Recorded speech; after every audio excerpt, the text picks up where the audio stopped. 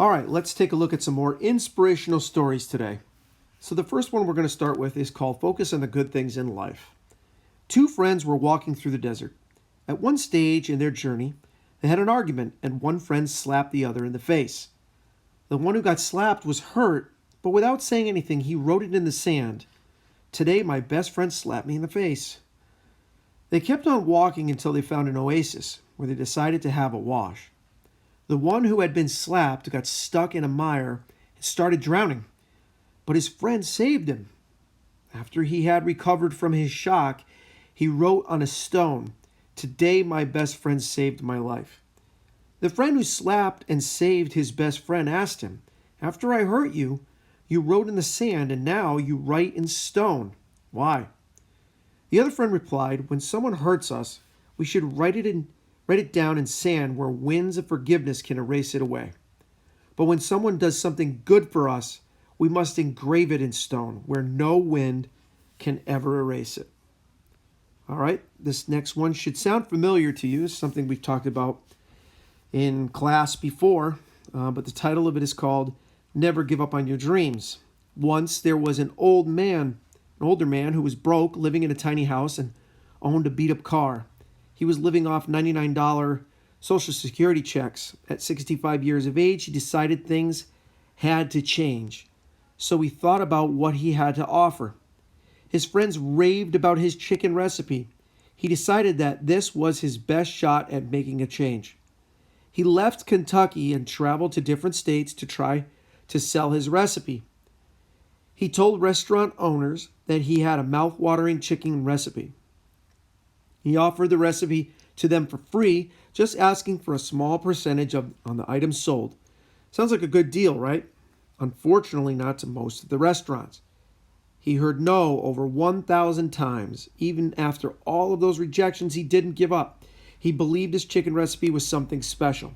He got rejected 1,009 times before he heard his first yes. With that one success, Colonel Heartland Sanders changed the way Americans eat chicken. Kentucky Fried Chicken, popularly known as KFC, was born. Remember, never give up and always believe in yourself in spite of rejection. Okay, this one's called Your Priorities Matter.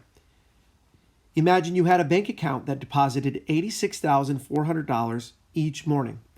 The account carries over, no balance from day to day, allows you to keep no cash balance, and every evening cancels whatever part of the amount you had failed to use during the day.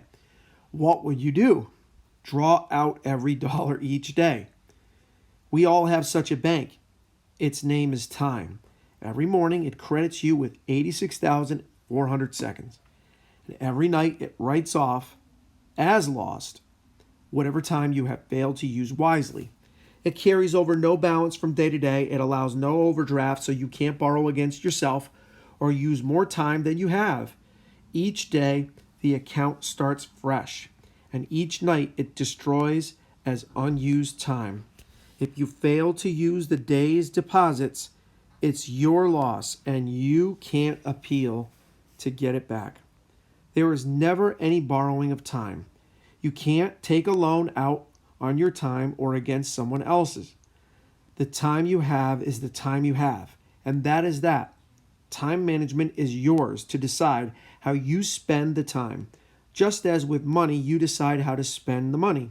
It is never the case of us not having enough time to do things, but the case of whether we want to do them and where they fall in our priorities. All right, let's move up here a little bit to this one. This is a great one called Always Tell the Truth. One night, four college kids stayed out late, partying and having a good time. They paid no mind to the test they had scheduled for the next day and didn't study. In the morning, they hatched a plan to get out of taking their test. They covered themselves with grease and dirt and went to the dean's office. Once there, they said they had been to a wedding the previous night, and on the way back, they got a flat tire and had to push the car back to campus. Dude, people need to sign up for AAA, but anyway. The dean listened to their tale of woe and thought. He offered them a retest 3 days later. They thanked him and accepted his offer that time. When the test day arrived, they went to the dean. and the dean put them all in separate rooms for the test. They were fine with this since they had all studied hard. Then they saw the test, and it had 2 questions. Number 1, your name is worth 1 point. Number 2, which tire burst was worth 99 points. All right, moving right up here.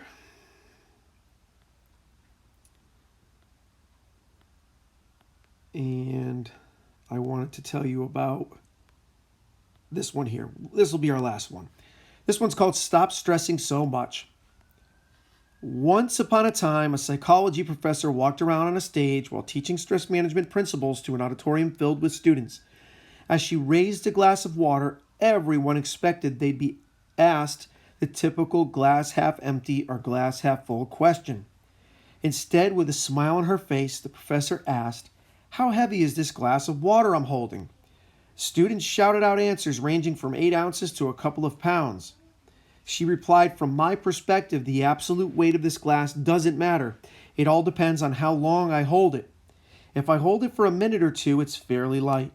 If I hold it for an hour straight, its weight might make my arm ache a little. If I hold onto it for a day straight, my arm will likely cramp up and feel completely numb and paralyzed, forcing me to drop the glass to the floor. In each case, the weight of the glass doesn't change, but the longer I hold it, the heavier it feels to me." As the class shook their head in agreement, she continued, "Your stresses and worries in life are very much like this glass of water. Think about them for a while and nothing happens. Think about them a bit longer and you begin to ache a little. Think about them all day long and you will feel completely numb and paralyzed, incapable of doing anything else until you drop them." All right, thanks for listening. We'll see you next time.